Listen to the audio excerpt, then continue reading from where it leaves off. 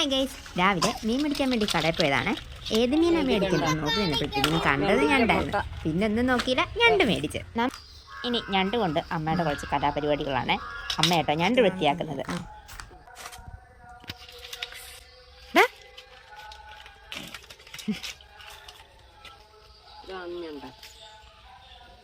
ഞണ്ട് കാണട്ടെ എന്ന് പറഞ്ഞ് ആമിക്കുട്ടി അമ്മമ്മയുടെ അടുത്ത് തന്നെ ഇരിക്കുന്നത്. ആ വലിയ 2 കാല് മാത്രമായിട്ട് എടുക്കേണ്ടത്. ബാക്കിയുള്ള ആ ചെറിയ കാലുകളൊക്കെ കളയാം.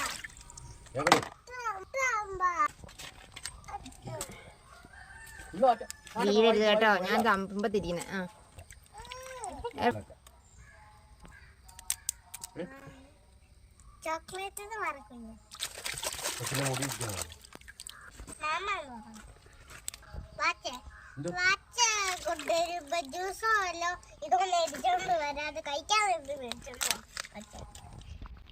രാവിലെ കടപ്പെട്ടു.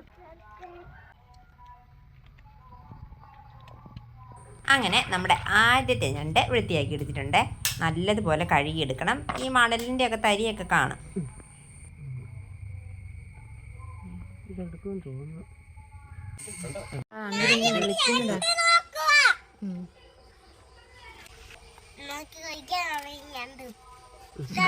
അതെ അതെ വേസ്റ്റ്.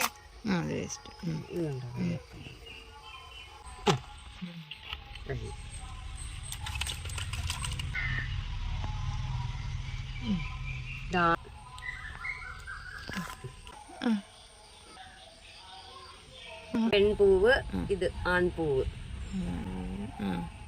നമ്മുടെ ഞണ്ടെല്ലാം എന്താ നല്ലപോലെ കഴുകി വെട്ടിയാക്കിയിട്ടുണ്ട്. ഇതായിട്ടൊരു ചീനിച്ചട്ടിലിടുന്നുണ്ട്. ഇനി ഇതിലേക്ക് ആവശ്യത്തിന് വെള്ളം ഒഴിച്ച് മഞ്ഞൾപ്പൊടി, കുരുമുളക് പൊടിച്ചത്, ഉപ്പ് ഇതെല്ലാം കൂടി ഒന്ന് മിക്സ് ചെയ്ത് ഒരു 10 മിനിറ്റ് ഒന്ന് തിളപ്പിക്കണം.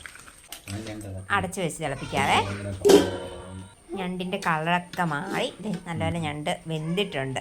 ഇനി നമുക്ക് തീ ഓഫ് ചെയ്യാം. ചട്ടിയിലുണ്ടാക്കാം ഞണ്ട് കറി. വെളിച്ചെണ്ണ ഒഴിച്ചിട്ടുണ്ട്, കടുക് ഇട്ടിട്ടുണ്ട്, പെരുംജീരകം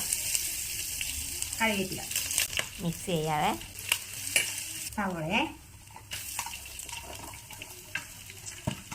നല്ലപോലെ ഇട്ട് കൊടുക്കാം. പെട്ടെന്ന് വഴറ്റിയെടുക്കാം. ഞാൻ കുറച്ച് തക്കാളിയും കൂടി ഇട്ടിട്ടുണ്ടായിരുന്നു, അത് കാണിക്കാൻ പറ്റിയില്ലേ. എല്ലാം കൂടെ നല്ലതുപോലെ ഒന്ന് വഴറ്റിയെടുക്കണം. മസാല ഇട്ട് കൊടുക്കാം. മഞ്ഞൾപ്പൊടി, മുളക് പൊടി, മീറ്റ് മസാല ഇതെല്ലാം ആവശ്യത്തിന്. മസാലയുടെ പച്ചമണം മാറുന്ന വരെ നല്ലപോലെ ഇളക്കി കൊടുക്കണേ. അടി പിടിക്കാതെ നോക്കണേ. ഞണ്ടുണ്ടാക്കാൻ തുടങ്ങിയപ്പോൾ മുതൽ ആമിക്കുട്ടിയും അമ്മുക്കുട്ടിയും അടുക്കളയിൽ എൻ്റെ അടുത്ത് തന്നെയാണ്. മസാലയുടെ ഒക്കെ പച്ചമണം മാറിയിട്ട് നമ്മൾ തിളപ്പിച്ച് വെച്ചിരിക്കുന്ന ഞണ്ട് മസാലയിട്ട് ഒഴിച്ചു കൊടുത്താൽ മതി. ഞണ്ടിൻ്റെ കാലൊക്കെ എടുത്ത് മാറ്റിയിട്ടുണ്ട്. അത് സെപ്പറേറ്റ് പൊട്ടിച്ചിരുന്ന കേട്ടോ ഒരു ടേസ്റ്റ്. ഈ കറിയിൽ ഇരിക്കുന്നതിനെക്കാട്ടിലും നല്ലത്. നമുക്ക് കഴിക്കാനും എളുപ്പം സെപ്പറേറ്റ് തിന്നുന്നതാണ്. ഞാൻ തിളയ്ക്കണേ. ഇനി നമുക്ക് ഇച്ചിരി തേങ്ങാപ്പാൽ ചേർത്ത് കൊടുക്കണേ. ഞാനിവിടെ ചേർത്തിരിക്കുന്നത് ഇളവൻ തേങ്ങയായിരുന്നു, അതുകൊണ്ട് അതോടെ അരച്ച് ചേർത്തിരിക്കുക.